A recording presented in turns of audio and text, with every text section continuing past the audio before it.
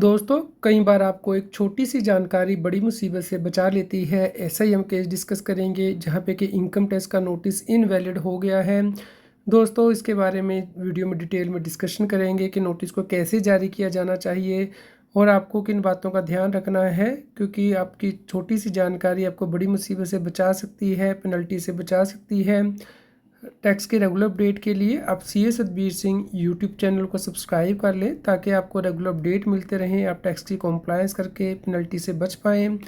दोस्तों, केस के फैक्ट इस प्रकार हैं। असेसमेंट ऑर्डर जो है क्या वो वैलिड माना जाएगा यदि इनकम टैक्स के पोर्टल पे जो नोटिस जारी किया गया है वो वैलिड ही नहीं है, क्योंकि दोस्तों ब्लैंक नोटिस जारी कर दिया गया जिससे कि पता नहीं चल रहा था कि किस व्यक्ति को नोटिस जारी किया गया है, किससे नोटिस जारी किया गया है। दोस्तों, केस के फैक्ट इस प्रकार हैं। SSC के द्वारा असेसमेंट ऑर्डर को चैलेंज किया गया, क्योंकि असेसिंग ऑफिसर ने असेसमेंट करते हुए ऑर्डर पास कर दिया था और टैक्स पेयर की टैक्स लायबिलिटी निकाल दी थी। लेकिन उसके बाद इनकम टैक्स पेयर ने ये कहा कि उसे जो नोटिस जारी किया गया था वो वैलिड ही नहीं है, क्योंकि इसके लिए इनकम टैक्स के पोर्टल का उसने स्क्रीनशॉट भी लगाया जिससे कि पता ही नहीं चल रहा था कि नोटिस किस व्यक्ति को जारी किया गया है और किस व्यक्ति ने जारी किया है। आप यहाँ पे देख सकते हैं कि इनकम टैक्स के पोर्टल पे नोटिस तो जारी कर दिया गया है, फ्रॉम फील्ड भी ब्लैंक था, टू फील्ड भी ब्लैंक था। तो क्या इस वैलिड नोटिस कहा जाएगा जहाँ पे कि सब्जेक्ट मैटर भी नहीं लिखा गया। दोस्तों, आप सब लोग जानते हैं कि income tax department almost last day पे नोटिस जारी कर देता है, तो ईमेल आईडी तो उपलब्ध नहीं थी इनकम टैक्स डिपार्टमेंट के पास। तो उसने इस प्रकार से नोटिस अपलोड कर दिया ताकि वो असेसमेंट कर सके लास्ट डेट पे। तो इसका स्क्रीनशॉट लेके SSC ने रखा और उसके बाद अपील फाइल की कि उसे तो नोटिस मिला ही नहीं है, क्योंकि इनकम टैक्स का पोर्टल भी यही बता रहा है कि फॉर्म और टू फील्ड ब्लैंक है, किसे जारी किया गया, कब जारी किया गया है, इससे पता ही नहीं लग रहा है। तो दोस्तों, इस प्रकार जो फील्ड है वो ब्लैंक ही थे इनकम टैक्स के पोर्टल पे।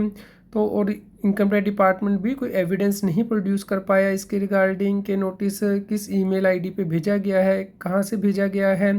तो इस प्रकार दोस्तों असेसमेंट को इनवैलिड कर दिया गया है इनकम टैक्स अपीलेंट ट्रिब्यूनल के द्वारा, क्योंकि किसने नोटिस भेजा ये भी क्लियर होना चाहिए, किसे नोटिस भेजा गया है और सब्जेक्ट जो है नोटिस का वो भी क्लियरली मेंशन होना चाहिए।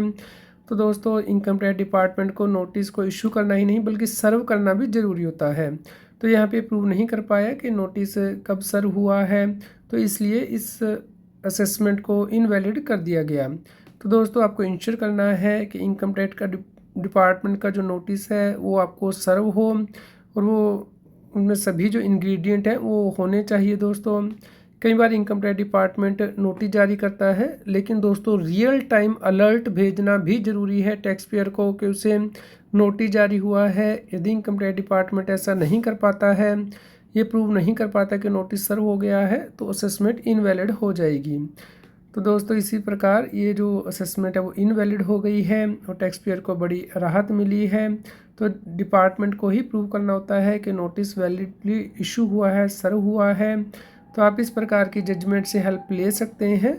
दोस्तों, केस का लिंक मैंने वीडियो के डिस्क्रिप्शन में दे दिया है, आप वहाँ पे क्लिक करके इसे ज़रूर डाउनलोड करके रखें और अपनी टैक्स प्लानिंग में यूज़ करें।